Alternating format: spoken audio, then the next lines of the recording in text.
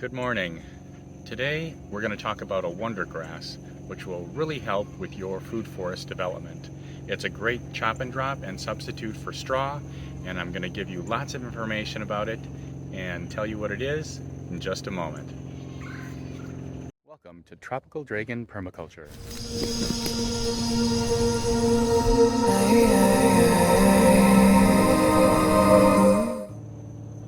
This is vetiver grass.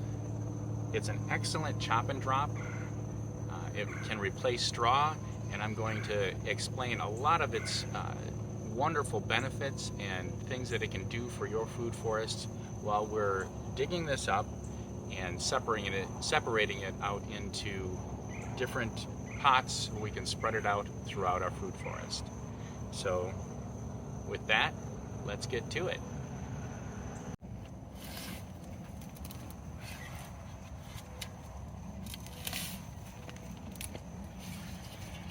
Vetiver grass is a very drought tolerant grass because its roots can get as deep as 6 to 8 feet.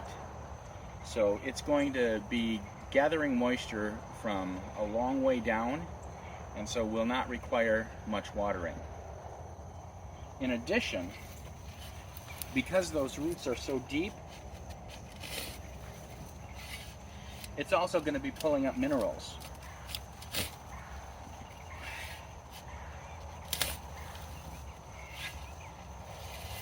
Vetiver grass is moderate as far as its protein content is concerned, but it can also pull up phosphorus, potassium, and calcium out of your soil.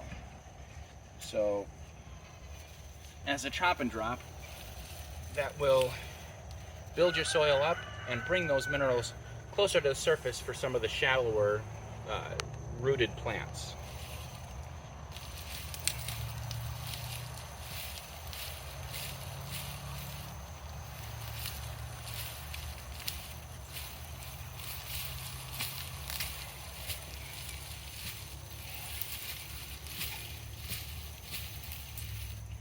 As you're digging up one of these plants up, the roots themselves are actually very fragrant, and I read that they use these roots to produce an oil that is used in many men's fragrances, actually. So I found that interesting. Well, so now we're going to divide this vetiver grass up. We have our pots all ready with a little bit of soil in them, and so let's get these divided up, and I'll show you close up how to divide the different clusters. Okay, so we're going to divide this up, and as you can see, there's kind of little clusters of grass, and we will start to try to pull those apart so that we can put them into the pots separately and get more of them out. And man, these are kind of tough. Let me get the hand trowel, see if that'll help to cut these.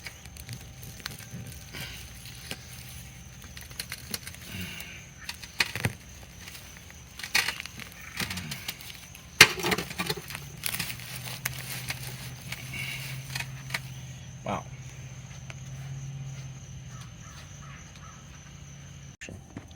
All right, we're gonna try a machete.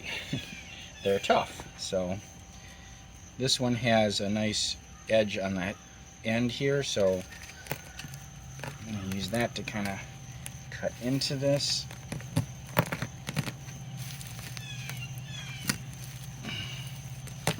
And start getting my sections separated.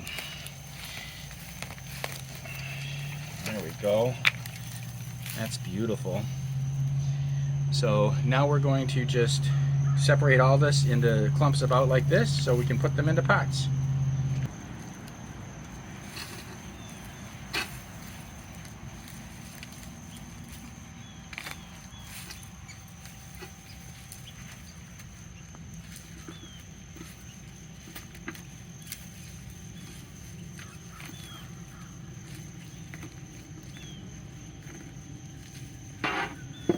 Seems like once I get them started, they do pull apart a little easier.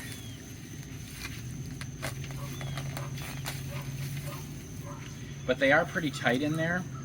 I've read that as they age, they can even develop a woody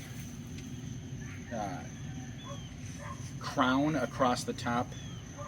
As they age, they can actually develop a woody crown across the top of the roots, which gets much more difficult then to separate them. So you want to make sure that that doesn't happen, and I believe that's at about, I want to say it was at 2 years.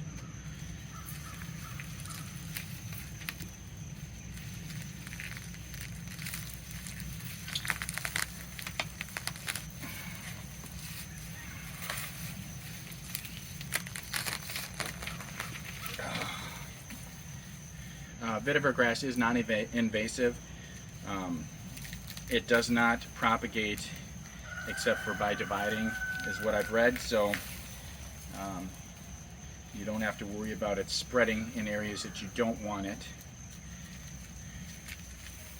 Many cultures use this as a great way to stop soil erosion because the roots are so deep and it grows so well and fast.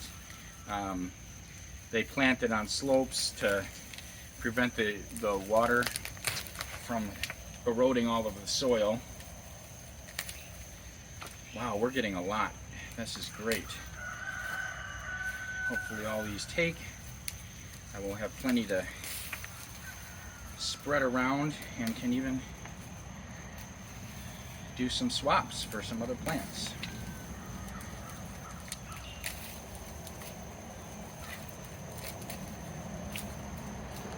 Sweet. All right, let's start getting these in pots.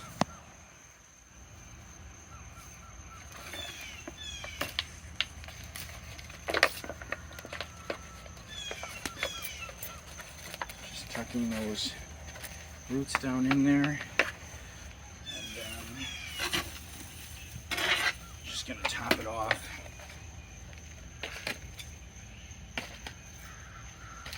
With some of this wonderful topsoil that I've told you guys about before.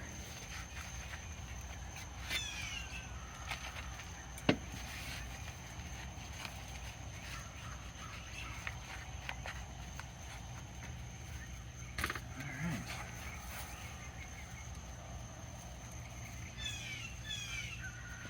Put some in some of these smaller pots too. I didn't realize I was going to have so many.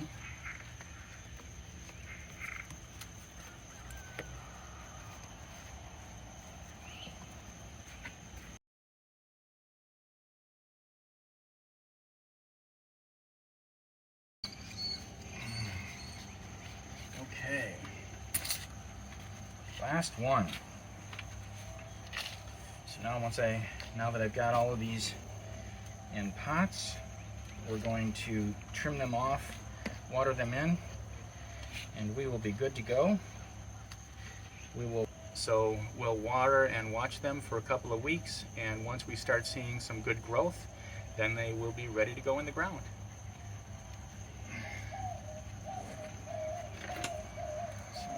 Let's see, I'm going to cut them, trim them all off so that I can more easily see where that they're growing. Plus I don't want, this will help to prevent a lot of the moisture in the roots being taken up right away into the leaves, and give it a chance for the roots to start growing in the pot before it starts sending out new growth.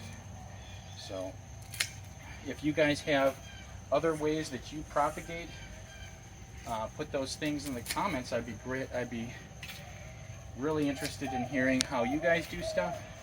Everybody does things differently, and I am constantly learning, so open to new ideas. All of this that I'm cutting off, I will use to spread around some of my new plants to help keep moisture in, and it can compost down in the soil and put those nutrients right back into the soil.